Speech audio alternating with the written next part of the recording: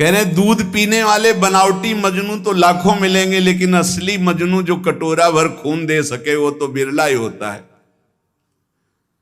यहां भाव ये कि एक बार लैला ने सुना कि मजनू हमारे प्रेम में बावरा न खा रहा है न पी रहा है, तो वो तो बहुत ऐश्वर्य संपन्न घर की थी, तो उन्होंने पूरी बाजार में ऐलान करवा दिया, मजनू जो भी खाए पिए उसको जो बाजार में पाए हमारे पास आवे, सारा हिसाब हम देंगे।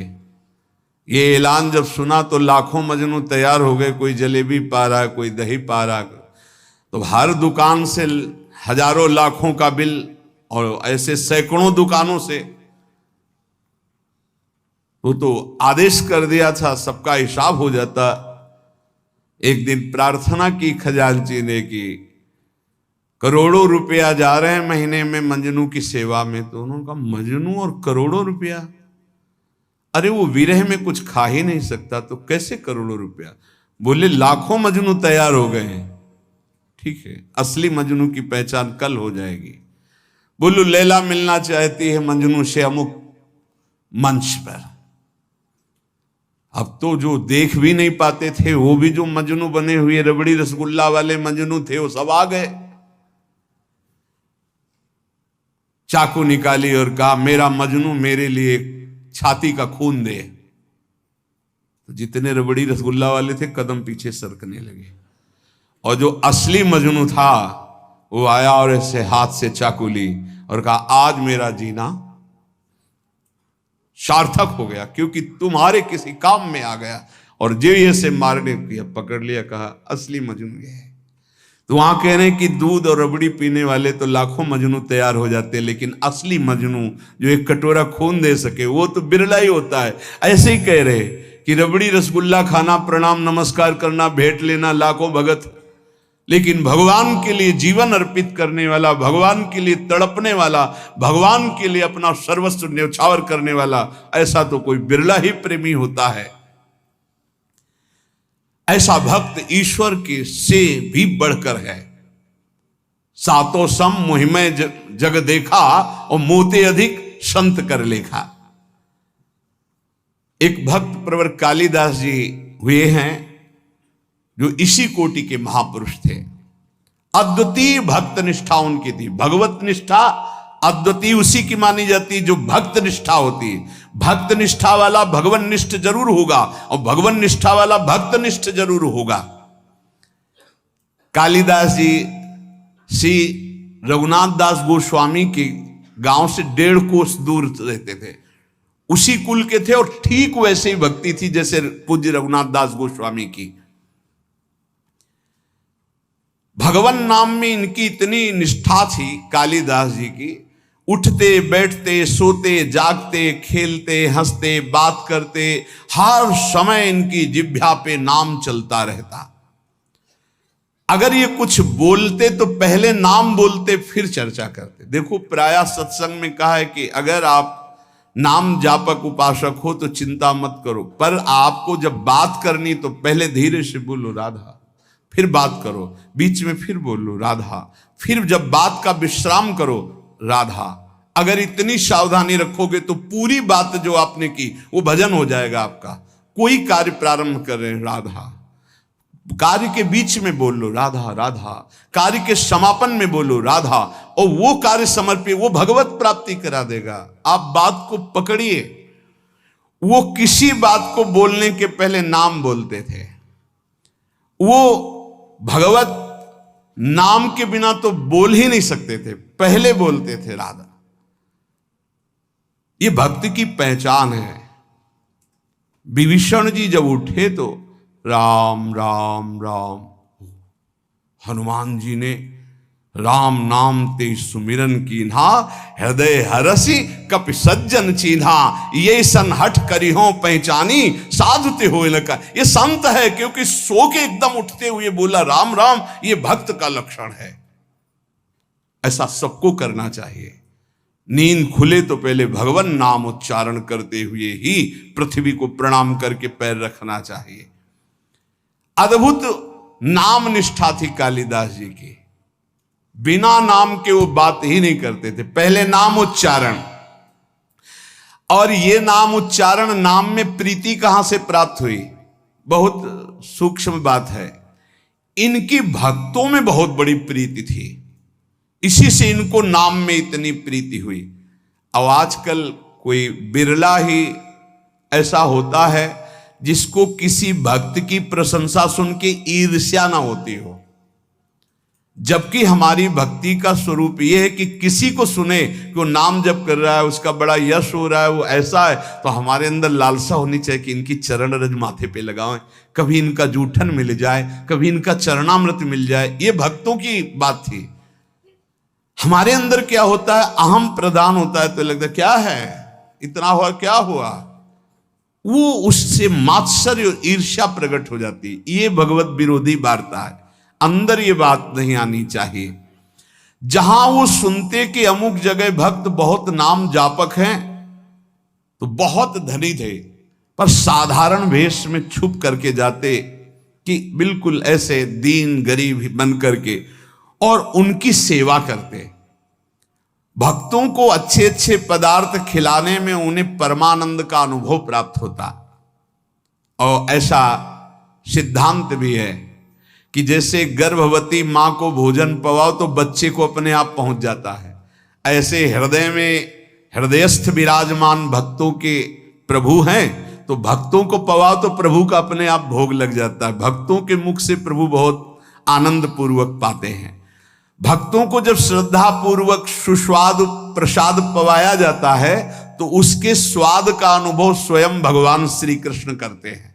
भक्तों को जब पवाया जाता है, भगवान को अपने भोग लगाने से इतनी प्रसन्नता नहीं होती जितना संतों के भोग लगाने से होती है। इसी बात को एक भक्त ने पकड़ लिया और संतों को पवाना शुरू किया श्रद्धा से। अब उनके पास एक सीमित अर्थव्यवस्था थी।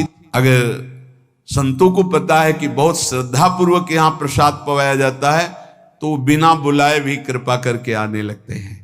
वहां खूब संतों का आगमन होता और बनवा के पवाते। धीरे धीरे संपत्ति राधे श्याम अष्ट धातु के ठाकुर जी थे, तो ठाकुर जी की जितनी सेवा पात्र थे स्वर्ण चांदी के जो थे, सब बेचकर संत को पवा दिया। ठाकुर जी से कहा, कल अगर संत आए व्यवस्था नहीं हुई तो सरकार आपको बाजार में ले जाएंगे हम, और आपको बेच देंगे, क्योंकि संत भूखे नहीं जाएंगे, वो आप ही रह गए, वो हमारी संपत्ति। भगवान ने कहा कि हमारे संबंध से तो संतों को, बस आप संतों के पाने से प्रसन्न होते हैं, ये मैंने सुना है। आप अपने भोग लगाने से उतना प्रसन्न नहीं होते, तो अब कल संत आएंगे, अगर उनके भोग की व्यवस्था नहीं हुई तो तैयार रहना, हम आपको बाजार में बेच देंगे। भगवान हंस दिए और कहा, जो संतों की सेवा करता है उसके यहाँ ऐश्वर्य की कमी नहीं रहती। और जरा सा उनका कृपा कटाक्ष, कुल परंपरागत लक्ष्मी जी उनकी सेवा में उपस्थित हो गई। तो जो श्रद्धा पूर्वक भक्तों को सुस्वादु पदार्थ प्रसाद पवाते हैं, भगवान भक्तों की जिह्वा से पान करते हैं। भगवान को स्वयं भोग लगाने से इतनी प्रसन्नता नहीं होती जितना संत और भक्तों को पवाने से होती है। भक्तों को खिलाकर और उनका किसी भी तरह से उच्छिष्ट पाना, ये इनका स्वभाव था कालिदास जी का, इसीलिए इनके निरंतर नाम चलता था। अब जैसे कोई भक्त उच्छिष्ट देने के लिए तैयार नहीं होते, वो तो बड़े कृपा करते हैं तब उच्छिष्ट देते हैं, तो वो सावधानी रखते थे। कहीं भी तो पात्र धो के फेंकेंगे, वहां से जल ले लेना, अगर चूक हो गई तो पात्र में से हाथ करके बस कर लेना, वो अपने पात्र लेके गए चाट लेना, उच्छिष्ट का भाव। निरंतर नाम जापक भक्त चरणामृत भक्त पद धूलि तो लगाते ही, और उच्छिष्ट पाने के लिए भक्त सेवा करते। इनका और बड़े बड़े महापुरुषों का कथन है कि योग से, यज्ञ से, तप से, पाठ से, अध्ययन से और साधनाभ्यास से प्रेम प्रकट नहीं होता। वो प्रेम प्रकट होता ही है भक्त चरण रज, भक्त चरणामृत, भक्त उच्छिष्ट से। अब इनको पता चला कि एक झा नाम के चतुर्वर्ण के भक्त हैं जो एकांत में रहते हो, खूब नाम जप करते हैं। पति पत्नी दोनों नाम कीर्तन करते हैं और गांव में सेवा करके एक एक रोटी जो मिलती उससे अपना, अब इनको लालच लगा। ये प्रभु से प्रार्थना की कि ऐसे भक्त का उच्छिष्ट प्रभु कैसे मिले, हमें उपाय बताओ, क्योंकि हम जाएंगे तो वो तत्काल सम्मान प्रदर्शित करेंगे और सम्मान प्रदर्शित करेंगे तो उच्छिष्ट नहीं मिल पाएगा उनका। भगवान से प्रार्थना की, तत्काल युक्ति आई साधारण वेश में, और उस समय आम का समय था तो बड़े बड़े आम लेकर के घर गए। प्रतिष्ठित कुलोद्भूत कालिदास को देखकर अपनी टूटी फूटी झोपड़ी में वो दंपत्ति तो आश्चर्यचकित हो गए, हाथ जोड़कर कांपते हुए कि भगवान आपके लायक हमारे घर में बैठने योग्य जगह भी नहीं है। हाथ जोड़कर अभ्यर्थना करने लगे। उनका नहीं, इसकी जरूरत नहीं है, हम तो बस आपसे ऐसे मिलने बात करने आए हैं। एक फटा सा बोरा पड़ा था, उसी में कालिदास जो महान भागवत वो बैठ गए। वो हाथ जोड़े, प्रभु आप यहाँ, ये स्थान आपके बैठने लायक भी नहीं। और झा भक्त उनको कहते थे, आपने बड़ी कृपा की, आप यहाँ आए, लेकिन ये आपके योग्य नहीं। आप इतने महान, मैं इतना नीच। आप जैसे श्रेष्ठ पुरुष यदि हम जैसे नीचों के यहाँ आएंगे तो आपका उपहास होगा। प्रभु आपको पता नहीं मैं नीच हूं, धनहीन हूं। प्रभु आपको यहां बैठना ठीक नहीं, कोई देख लेगा तो आपकी निंदा करेगा। कालिदास जी ने कहा कि आपको पता है, आपके शुभ दर्शनों से हमें श्री कृष्ण का दर्शन प्राप्त हो रहा है, देखिएगा।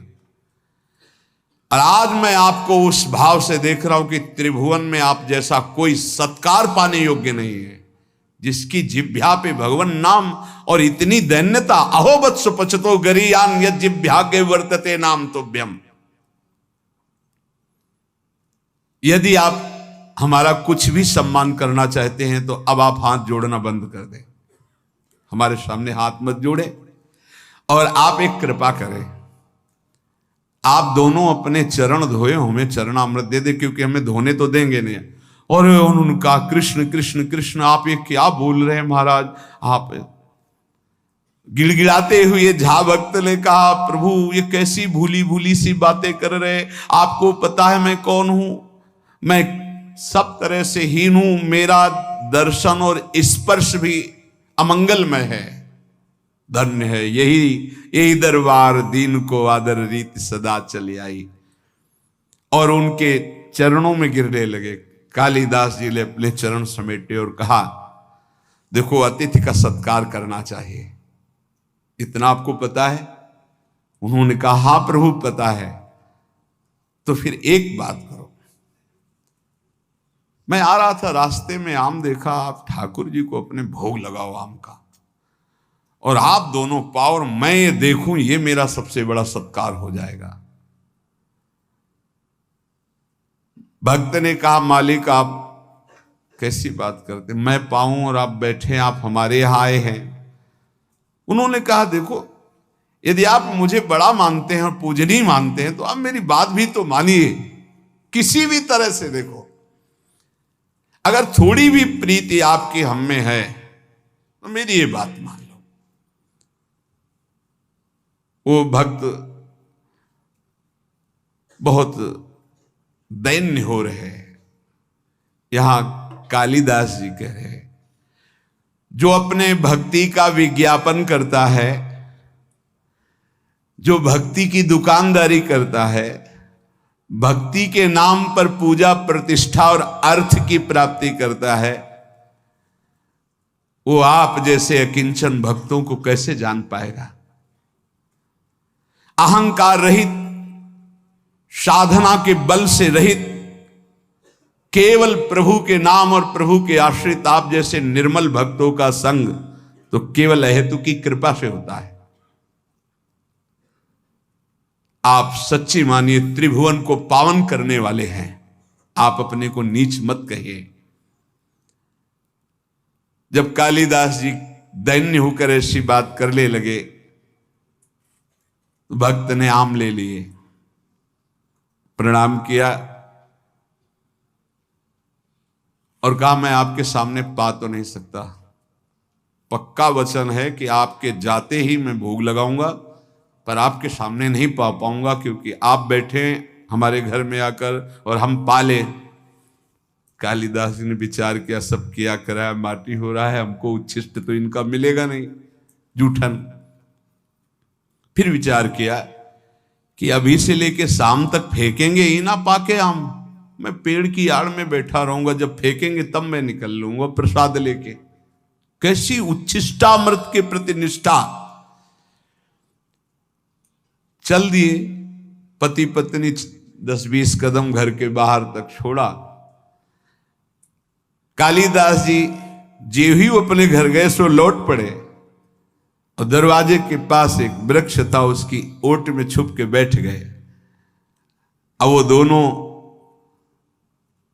जो 10 कदम चल के आए थे उनके जो चरण चिन्ह थे अपने अचला में चरण रज बांधे। ये है कीमती अमोघ वस्तु, कोई भाग्यशाली ही इस अमोघ वस्तु का सेवन कर पाता है। चरण रज बांधे, एक चीज तो मिली, भक्तों की चरण रज। संपूर्ण धूल उठाकर फिर अपने शरीर पे लगाई।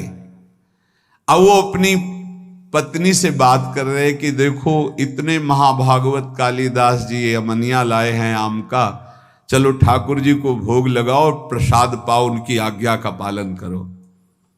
ये श्री कृष्ण प्रेम की प्राप्ति कराएंगे आम, क्योंकि इतने बड़े महाभागवत चल कर लाए हैं। पति की आज्ञा हुई, पत्नी ने आम को उठाया, अमनिया किया धो करके और ठाकुर जी को भोग लगाया। और वो एक एक गुठली चूस चूस के पारे भगवान को अर्पित की हुई, भक्त के द्वारा लाई हुई पाया। पत्नी ने फिर वो आम के छिलके और वो चूसी हुई गुठली बाहर जाकर के पेड़ के पास ही फेंक, वो छुपे बैठे थे। भगवान वैसा ही भक्त के जीवन में करते जैसी उसकी चाह होती है। फेंक के चली गई। कालिदास जी बहुत प्रसन्न हुए, ओहो हरि की अपार कृपा, एक एक छिलका चाट रहे, एक एक गुठली चाट रहे हैं। आप विचार कीजिए, एक उच्च कुल का एक महाभागवत एक ऐसे दैन्य महाभागवत की गुठली चाट रहा है। किस लिए? इनका उच्छिष्ट मुझे नाम में प्रीति करा देगा, और नाम के प्रेमी हैं। जैसे जैसे वो उच्छिष्ट पा रहे हैं वैसे वैसे उनको रोमांच हो रहा है, वैसे वैसे भगवान का नाम जैसे मशीन में चलाया जाए ऐसे चल रहा है नाम, अश्रुप प्रवाह हो रहा है। यहां वर्णन कर रहे हैं कि जो भक्त चरण रज का सेवन, भक्त उच्छिष्टामृत का सेवन और भक्त चरणामृत का सेवन करता है, उसका अहंकार गलित हो जाता है। सत्संग का प्रारंभ इसी बात से हुआ था कि अहंकार जब तक गलित नहीं होगा तब तक हमारी साधना रंग नहीं लाएगी। इसलिए हमें नाम में प्रीति हो जाए, नाम हमें प्राणों से प्यारा लगने लगे।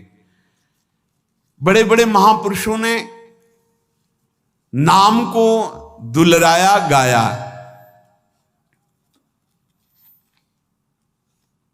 कह रहे हैं कि मर जावेगा मूर्खा क्यों न भजे भगवान, ये झूठी संपत्ति माया जगत की, इसका मत करना अभिमान।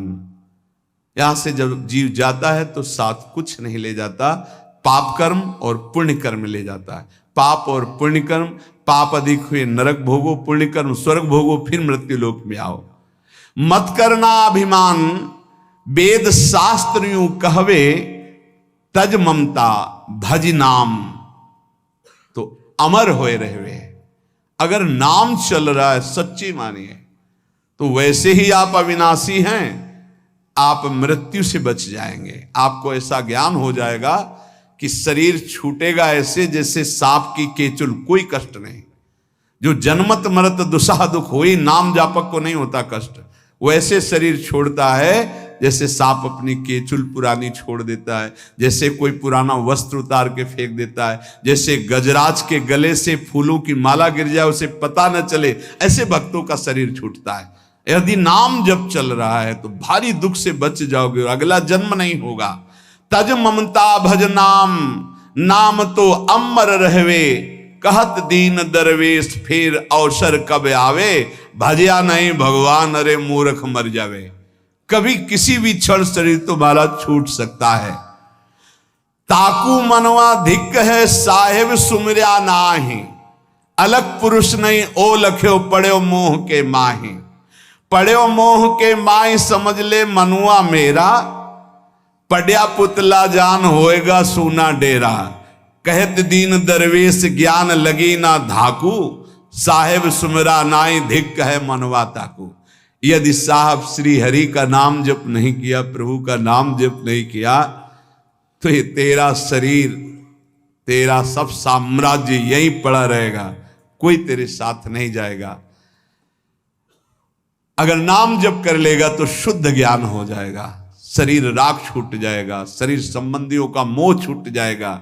इसलिए सुमिरो, निरंतर नाम सुमिरो। रग रग नाम रम्यो रहे तो निर्गुण अगुण के रूप, जो तुम्हें चाहिए निर्गुण निराकार सगुण साकार सबका साक्षात्कार इसी नाम से हो जाएगा। रग रग नाम रम्यो रहे, ये रग रग नाम कब चलता है?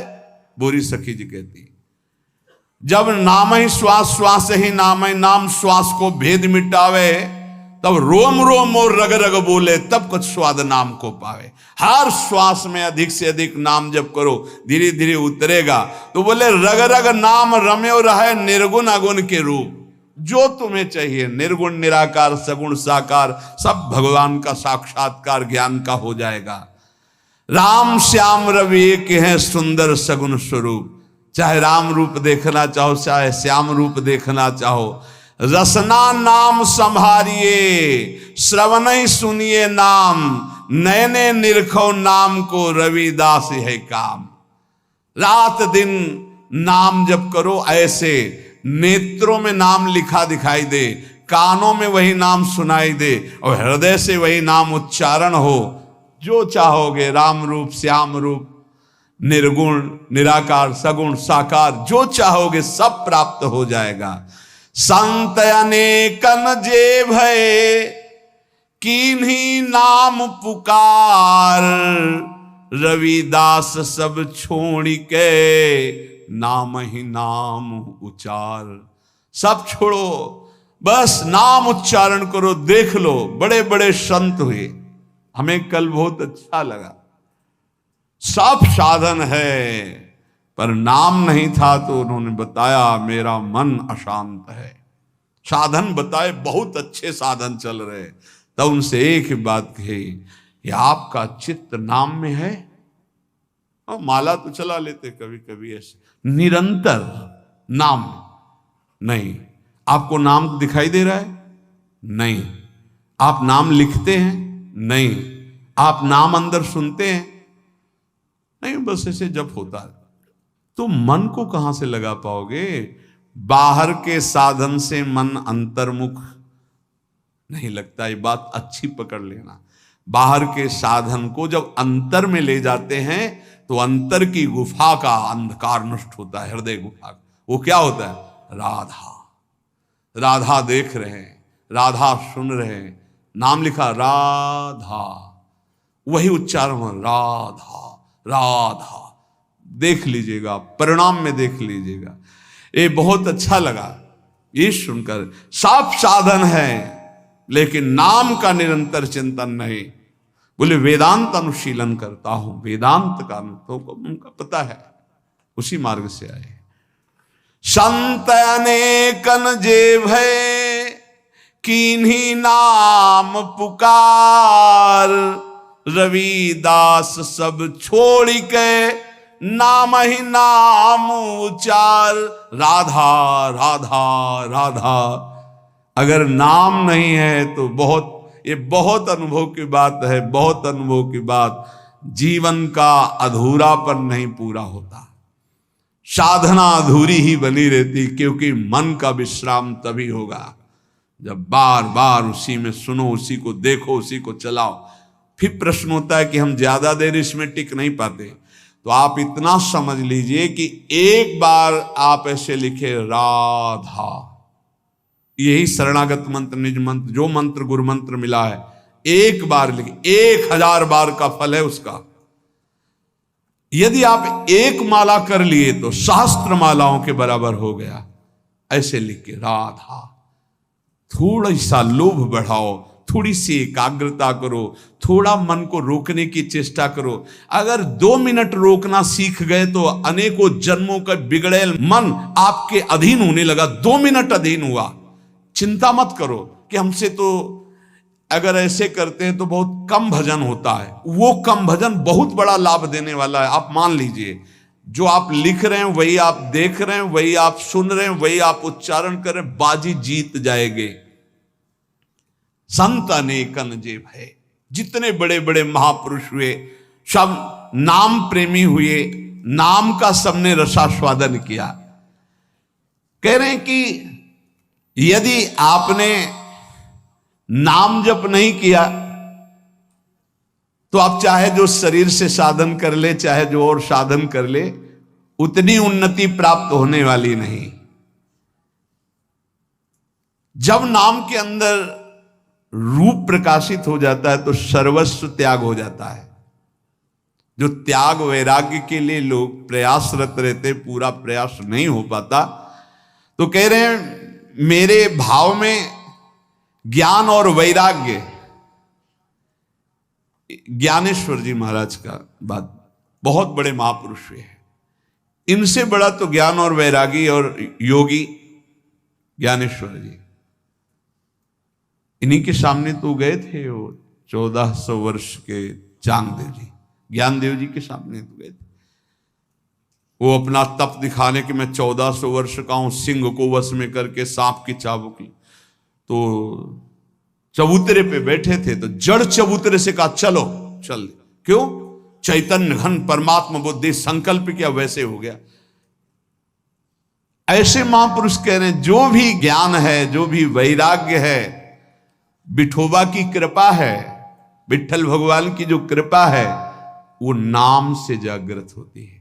बड़े बड़े महापुरुषों के नाम, जितना उपासक नाम जपेगा उतना ही उसको भगवत साक्षात्कार के नजदीक एक एक नाम ले जा रहा है। अपने आराध्य का साक्षात्कार सब में होने लगेगा जिस समय आपका निरंतर नाम चलने लगेगा। नाम के बिना क्षण भर भी जो चैन से ना रह पावे तो समझ लेना प्रेम की पराकाष्ठा प्रकट होने वाली है। जो प्रभु का भजन करते हैं उनको किसी और की तरफ देखने की जरूरत नहीं कि कौन सा क्या साधन संसार में कर रहे हैं, हमको सिर्फ नाम पकड़ना है। संसार की समस्त कठिनाइयां, ये बड़े महापुरुषों के वचन हैं, समस्त विपत्तियां, समस्त दुखों का नाश करने में समर्थ है नाम। अगाध ज्ञान वैभव का समुद्र है नाम। अपार दुर्गम गति प्रदान करने वाला है नाम। बस ग्रहण करने योग्य है तो एक नाम। तत्व गहन को नाम है, भज लीजय सोई। लीला सिंधु अगाध है, गति लखे न कोई। नाम अगाध लीलाओं में प्रवेश करा देने वाला तत्व का गहन रूप नाम है। अगर नाम जप हो रहा है तो तुम्हें और फिर कोई साधन की जरूरत नहीं है। ऐसा नाम अपनी जीभ पर रख लो, तुम सबसे बड़े दानी माने जाओगे और जरा मृत्यु पर विजय प्राप्त कर लोगे। कंचन मेरु सुमेरु है गज दीजय दाना। कोटि गऊ जो दान दे नहीं नाम समाना। एक जप रहा है राधा राधा, 1 करोड़ों गाय ये सब दान कर रहा है। जितने दान करने की सामग्री है, कंचन भूमि भूमिदान, स्वर्णदान, हैदान, गजदान, गौदान, अन्नदान, कन्यादान, विविध दान, और एक नाम जप कर रहा है राधा राधा राधा। तो बोले नहीं, नाम समाना, नाम वाले की समानता ये दान नहीं कर सकते। असमन लाव नाम रसना, तेरो बहुर न होई जरा मरना। ऐसा भाव करो कि नाम चलने लगे तो तेरा दोबारा जन्म नहीं होगा, तुझे मृत्यु का दुख नहीं होगा। एक मन एक दशा एक व्रत धरिए, नाम देव नाम जहाज है भव सागर तरिए। बस एक साधन पकड़ लो, एक ही इष्ट बना लो, एक ही अपनी दशा बना लो, राधा राधा राधा राधा राधा। इससे भव समुद्र से तर जाओगे, भगवत प्राप्ति हो जाएगी।